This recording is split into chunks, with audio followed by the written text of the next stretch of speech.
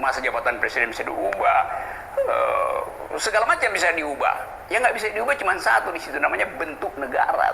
Yang lainnya bisa diubah. Nggak ada larangan mengubah Pancasila di konstitusi. Bahkan bila ada, konstitusi bilang boleh.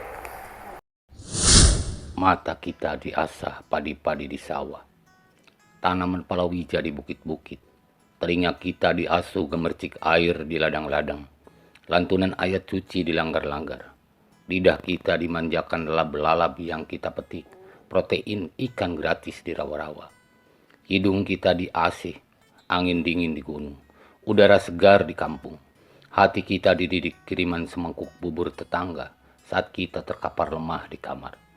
Lalu bait-bait retorika menggema menjanjikan surga, entah datangnya dari mana. Dari negeri yang iri atau negeri yang ingin menguasai. Kita trauma ada dari kita terpaksa pergi jadi babu. Kita tidak ingin jadi sapi perah di negeri jazirah. 32 tahun lebih aset kita dirampas. Saat hari mulai cerah, banyak kalimat pemikat dengan kata-kata selangit. Datang sebagai pahlawan kesiangan. Dengan jadi pencaci bangsanya sendiri. Entah pahlawan untuk siapa.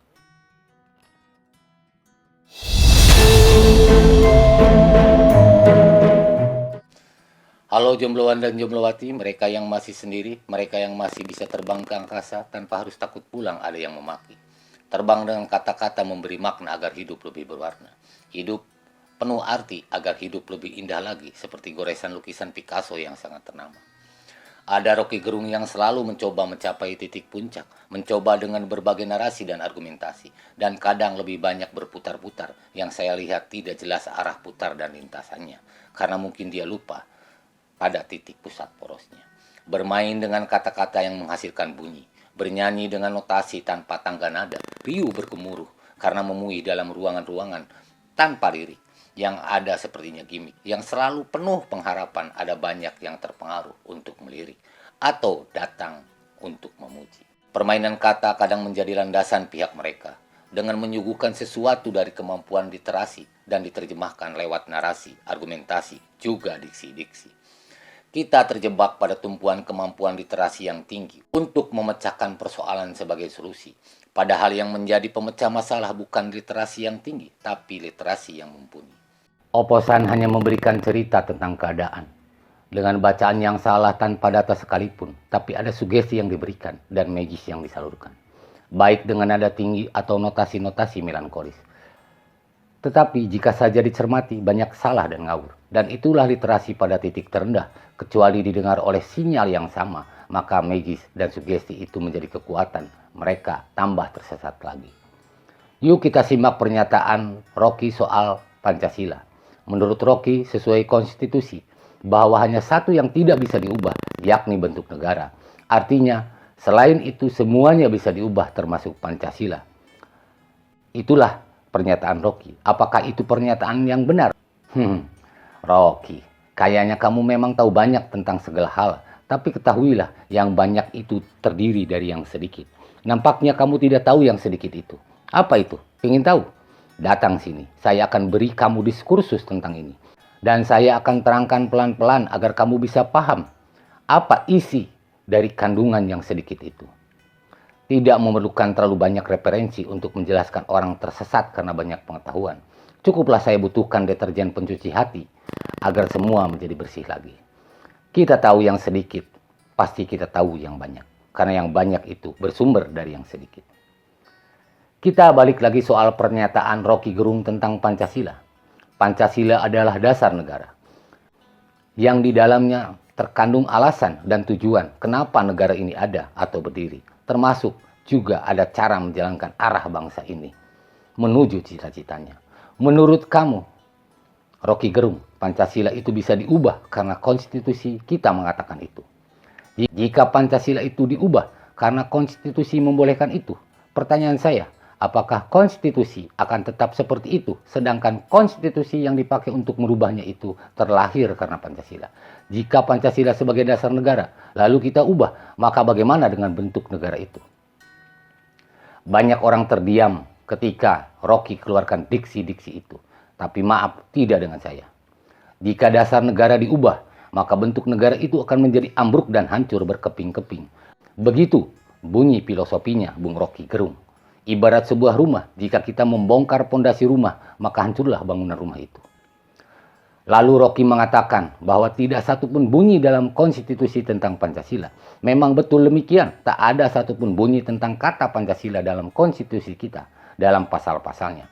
Tapi perlu diingat bahwa konstitusi itu adalah penjabaran tentang Pancasila itu sendiri. Konstitusi Undang-Undang Dasar 45 adalah turunan dari Pancasila. Tak ubahnya nama Rocky Gerung yang kita umpamakan anak dari si Pulan. Maka bukan keharusan nama Pulan dicantumkan dalam nama anaknya Rocky Gerung. Itu hal biasa yang terjadi dalam kehidupan kita sehari-hari. Tidak harus menjadi Rocky Gerung Pulan Putra misalnya. Tapi tetap saja Pulan itu adalah orang tuanya. Jika kamu Rocky tidak mau mengakui bahwa Pulan orang tuamu dan mengubah nama orang tuamu dengan nama orang lain, maka tidak lain kita akan menyebut bahwa kamu termasuk anak durhaka. Begitu bunyi filosofinya Bung Rocky. Tak ubahnya dengan Pancasila sebagai induk dari konstitusi. Jika induk itu diubah, maka konstitusi sudah tidak ada lagi. Karena konstitusi produk turunan dari Pancasila. Jika konstitusi tidak ada, maka sudah tidak ada lagi negara ini. Kekacauan kedua, negara itu benda mati. Ngapain benda mati punya ideologi itu? Jadi kalau saya bilang, saya berideologi karena saya subjek yang hidup. Dalam pernyataan berikutnya, ideologi tidak bisa disematkan pada negara karena negara adalah benda mati. Bahwa ideologi atau ide itu hanya dimiliki orang atau manusia. Negara tidak memiliki ide dan gagasan. Mana ada benda mati memiliki ide dan gagasan. Itulah pernyataan keblinger dan menyesatkan saudara kita Rocky Gerung. Saya mau tanya sama Bung Rocky, siapa yang mendirikan negara? Manusia atau benda mati? Yang mendirikan negara yang katanya benda mati itu? Jawaban saya dan mungkin juga khalayak umum mengatakan bahwa negara didirikan oleh manusia. Kemudian ada pertanyaan berikutnya, kenapa harus mendirikan suatu negara? Untuk apa kita mendirikan negara dan bagaimana negara ini didirikan dan dijalankan? Manusia yang mendirikan suatu negara itu pasti punya landasan dan alasan mendirikan negara. Pasti ada cita-cita dan juga ide serta gagasan untuk mewujudkan cita-cita tersebut. Dicatat dalam histori, ditempelkan ide dan gagasan itu secara tersirat di dalam negara tersebut. Kemudian yang tersirat dalam negara itu menjadikan negara mengatur aktivitas manusia untuk mewujudkan cita-cita yang akan dicapai oleh suatu negara. Manusia menghidupkan suatu negara dengan berbagai histori sejarahnya, dengan landasan tujuan awal negara didirikan dan diterjemahkan juga cara menjalankan negara ini. Dan negara yang dihidupkan itu mengatur manusia di dalamnya agar berjalan sesuai dengan cita-cita negara ini didirikan. Begitu bunyi filosofinya Bung Rocky. Lalu baru-baru ini Rocky mengomentari pertemuan tokoh partai di istana. Dia menyebutkan di bawah meja ada sisa-sisa makanan dan itulah adalah remah-remah yang menjadi konsumsi yang tidak diketahui publik. Bagaimana seorang Rocky Gerung bisa mengatakan hal itu padahal saat pertemuan itu di istana dia tidak hadir? Sederhana saya menjawab hal itu. Maka hukum kebiasaan yang mampu memberikan keterangan itu. Pertanyaan kedua, hukum kebiasaan siapa itu? Hukum kebiasaan dirinya sendiri tentunya. Atau hukum kebiasaan yang dia ketahui.